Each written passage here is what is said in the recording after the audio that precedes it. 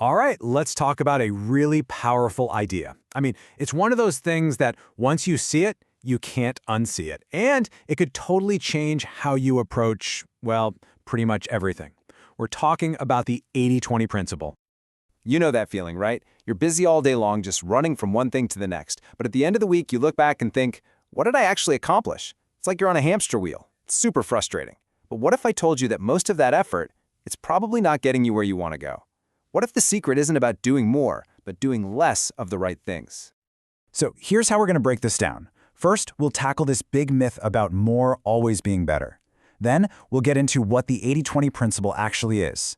From there, we'll look at 4 steps to bring this into your own life, and then how it applies to business. And of course, we'll wrap it all up with the key things to remember. Sound good? Let's jump in. Okay, first up, let's talk about the myth of more. This is all about a hidden imbalance in the world, and it's a belief that a lot of us have without even thinking about it.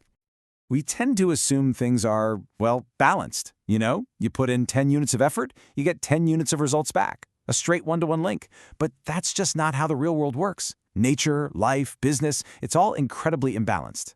The truth is, a tiny handful of things you do create a massive, outsized impact. And the rest of it, honestly, it barely makes a dent. So this brings us to the core idea here. This imbalance isn't just random. It's actually a predictable pattern, kind of like a universal law. And it has a name. This is it, the 80-20 principle. You might also hear it called Pareto's Principle. And it's so simple, yet it's absolutely profound. It basically says that a small minority of your inputs, your effort, your causes, are responsible for the vast majority of your results. Think of it like this. A few things matter a whole lot, and most things don't really matter at all. The classic ratio is this. 20% of your actions lead to 80% of your outcomes. And once you start looking for this pattern, you see it everywhere. Seriously, 20% of your customers probably bring in 80% of your profits. You probably wear 20% of the clothes in your closet 80% of the time. And I'll bet 20% of your work tasks are what generate 80% of your actual meaningful progress. It's a fundamental pattern of how things work. Now, a really important point here. Don't get too obsessed with the exact numbers. It's not always precisely 80-20. It could be 70-30 or 95-5.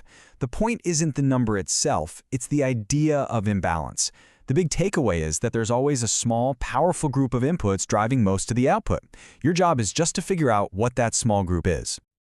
Okay, so the theory is cool, right? But what do we do with it?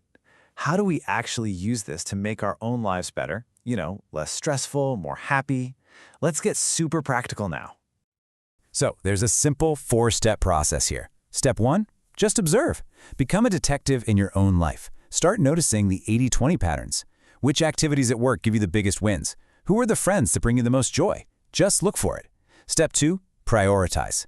This is where you get ruthless. Once you know your high-impact 20%, you have to focus on it. That means learning to say no to the other 80%. Step 3 is to automate or eliminate. For all that low-impact stuff, see if you can delegate it, use technology to handle it, or just stop doing it. And finally, step 4, make 80-20 thinking a habit. Always be asking, is this one of the vital few things or one of the trivial many? And really, all of this boils down to a few core truths. First, your time is your most valuable asset, period. So you have to focus it on what's genuinely important to you. A really cool way to do this is to think back to your happiest memories. What were you doing? Who were you with? That's your 20%. And this is huge for relationships too. A small number of people have a huge impact on your life, so choose them wisely and invest your energy with them. All right, let's switch gears a bit. We've talked about your personal life. Now let's apply this exact same thinking to business. The goal is pretty straightforward. Less mess, more money. The difference between a traditional business and an 80-20 business is just night and day. A traditional company often gets bogged down in complexity. It tries to serve everyone, do everything, and its resources get spread super thin.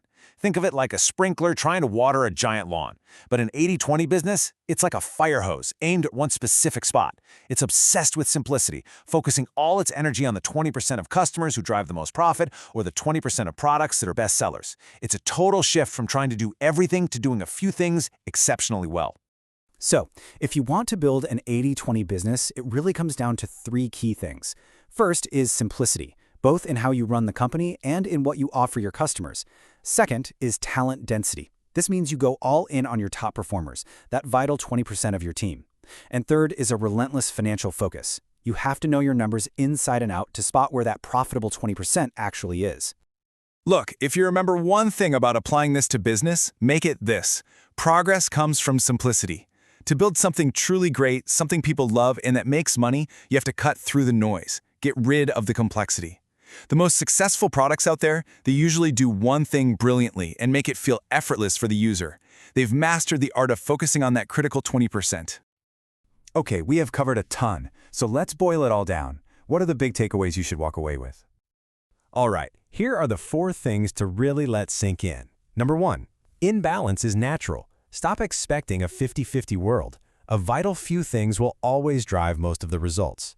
Number 2, your job is to identify your 20%. Find those few things in your life and your work that deliver those massive returns. Number 3, focus. Don't just be busy.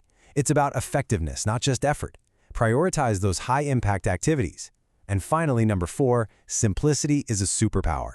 Whether it's in business or your personal life, cutting complexity is how you win. So, I'm going to leave you with a question to chew on. Seriously, take some time to think about this. What is the 20% in your life that could create 80% of your happiness and success? What's that one project, that one relationship, that one habit that could be a total game changer if you just gave it the focus it deserves? Because finding the answer to that, well, that could change absolutely everything for you.